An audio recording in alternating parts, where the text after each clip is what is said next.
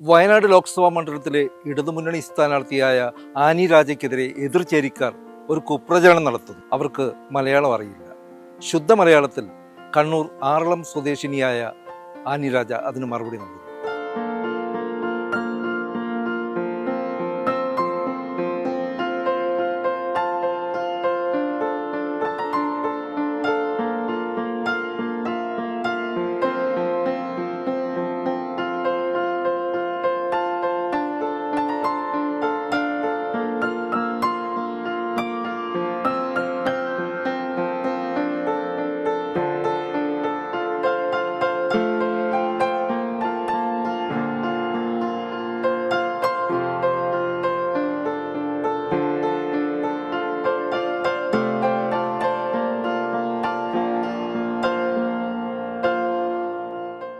Annie രാജയെക്കുറിച്ച് മലയാളികൾ കൗതുകത്തോടു കൂടി ആലോചിക്കുന്ന ഒരു കാര്യം ആനിയമ്മ എങ്ങനെ ആനി രാജ ആയി എന്നുള്ളതാണ്. അതിനെക്കുറിച്ച് പറയാം. ആനിയമ്മയ്ക്കും ആനി രാജയ്ക്കും ഇടയിൽ ഒരു ആനി തോമസ് കൂടിയുണ്ട്. അത് ഞാൻ എൻ്റെ പൊതുപ്രവർത്തനം വിദ്യാർത്ഥി ഫെഡറേഷനിലൂടെ തുടങ്ങുമ്പോൾ AISFലൂടെ തുടങ്ങുമ്പോൾ അന്ന് ഞാൻ ആനി തോമസ് ആയിരുന്നു. അത് കേരള മഹിളാ സംഘത്തിൻ്റെ പ്രവർത്തനം നടത്തുമ്പോഴും ആനി തോമസ് ആണ്. അതങ്ങനെ പോകവെയാണ് ആ പോയ യാത്രയിലാണ് ആനി രാജയായി മാറിയത്.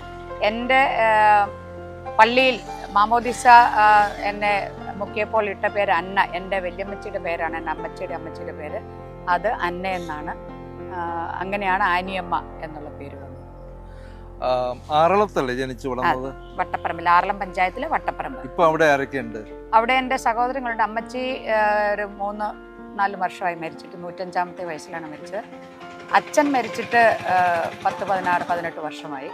അവിടെ ഇപ്പോൾ ഉള്ളത് 3 സഹോദരങ്ങളായിരുന്നു ഉണ്ടായിരുന്നത്. ഒരു സഹോദരൻ മരണപ്പെട്ടു, 2 സഹോദരങ്ങളുണ്ട്. അവരുടെ കുടുംബവും അവിടെയുണ്ട്.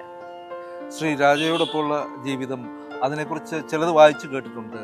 വളരെ വേറൊരു അന്തരീക്ഷത്തിലേക്ക് ചെന്നപ്പോൾ ഉണ്ടായ ചില സ്ട്രഗിൾ പീരീഡ്, അതിനെക്കുറിച്ച് പറയാമോ?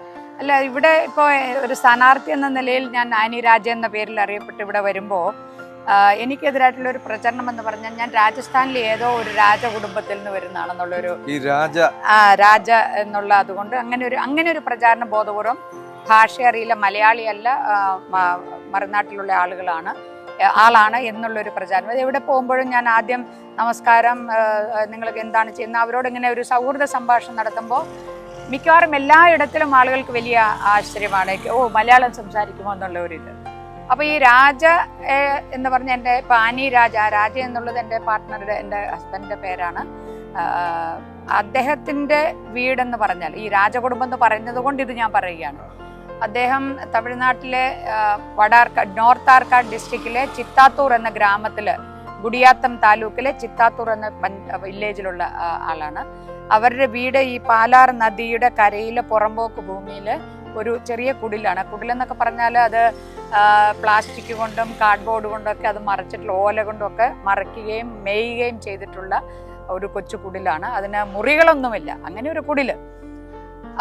ഞങ്ങൾ മക്കളൊക്കെ തന്നെ വെളിയിൽ ഉറങ്ങുന്ന അവരാണ്. ഇടയിൽ അകത്ത് സ്ഥലമില്ല. അകത്ത് സ്ഥലമുള്ളത് സ്ത്രീകൾക്ക് മാത്രമാണ്.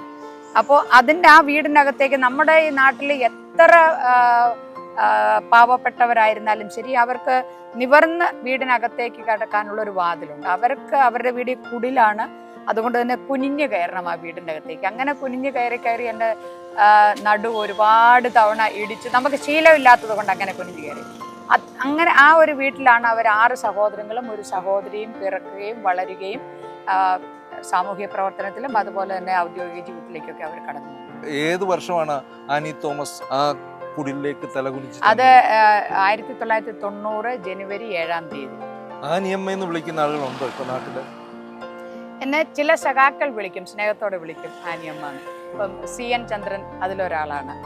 ആറളം ഗ്രാമത്തിൽ നിന്ന് വളർന്നു വന്ന ആനിയമ്മ ദേശീയ രാഷ്ട്രീയത്തിലെ ശ്രദ്ധാകേന്ദ്രമാണ്. ഈ വയനാട്ടിലെ ജനങ്ങൾ അത് തിരിച്ചറിയുമെന്നാണ് പാർട്ടി പ്രവർത്തകരുടെയും സ്ഥാനാർത്ഥിയുടെയും ഉറപ്പ്.